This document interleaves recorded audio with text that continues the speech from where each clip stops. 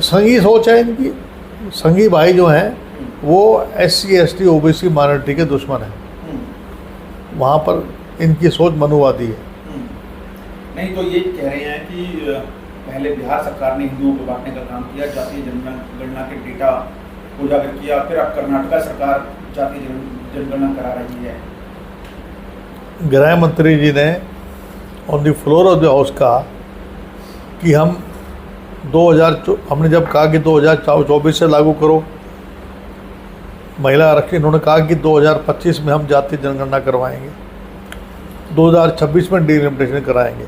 जब 2025 में जब जातीय जनगणना कराएंगे तब हिंदू नहीं बटेगा क्या? इसका जवाब गृह मंत्री जी और प्रधानमंत्री जी दे दें। आरोप लगाने से पहले ये सोचे तुमने बयान क्या दिया था पार्लियामेंट के अंदर।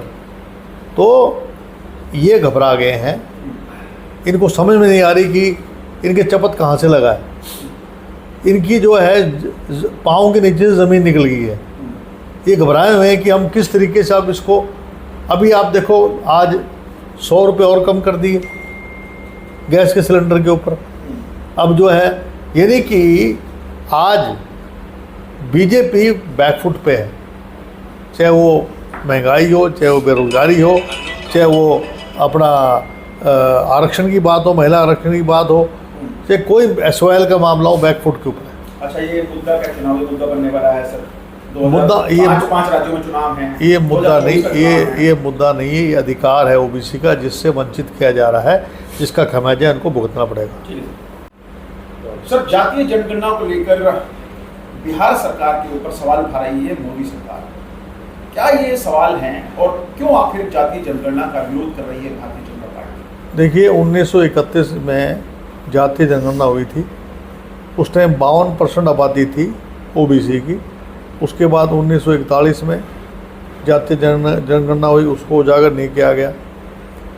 उसके बाद 2011 में जातीय जनगणना हुई, सिर्फ OBC की जो है उन्होंने कहा गड़बड़ है, OBC की जो है जो आंकड़े थे उनको उजागर नहीं किया गया।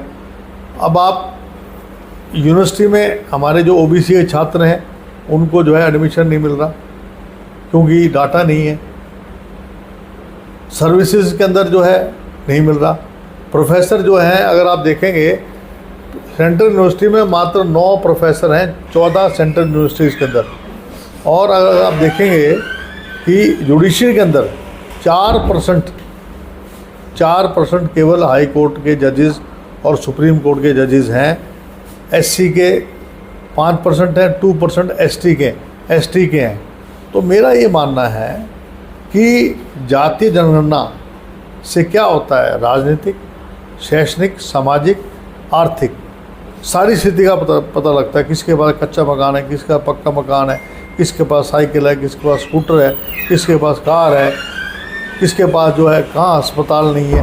यानी कास्ट सेंसस में सब सारा कुछ आता है, सारा डाटा आता है व्यक्ति का। और इससे आप योजनाएं बना सकते हैं, नई नई योजनाएं बना सकते हैं। और इसकी पहल बिहार ने करी, जिसका मैं स्वागत करता हूँ। इन्होंने अड़ंगे बहुत लगाए, PILs लगाई इन्होंने, लेकिन सुप्रीम कोर्ट ने इनकी एक नहीं चलने दी, हाई कोर्ट ने एक नहीं चलने दी।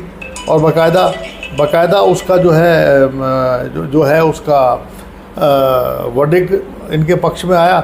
आज 10% आबादी बढ़ी है हमारी। तो हम हमारी जो अगर आप देखेंगे हर क्षेत्र में क्रीमी लेयर लागू कर दिया। 8 लाख क्रीमी लेयर सेंटर में है, 6 लाख हरियाणा में, जिसमें आय भी जोड़ दी है और इनकम भी जोड़ दी। तो मेरा कहने का इससे जो है जो सबसे ज़्यादा नुकसान अगर किसी को हुआ है तो बहुजन समाज को हुआ है। 33% आरक्षण दिया इन्होंने महिलाओं को, उसमें OBC महिलाओं को छोड़ दिया।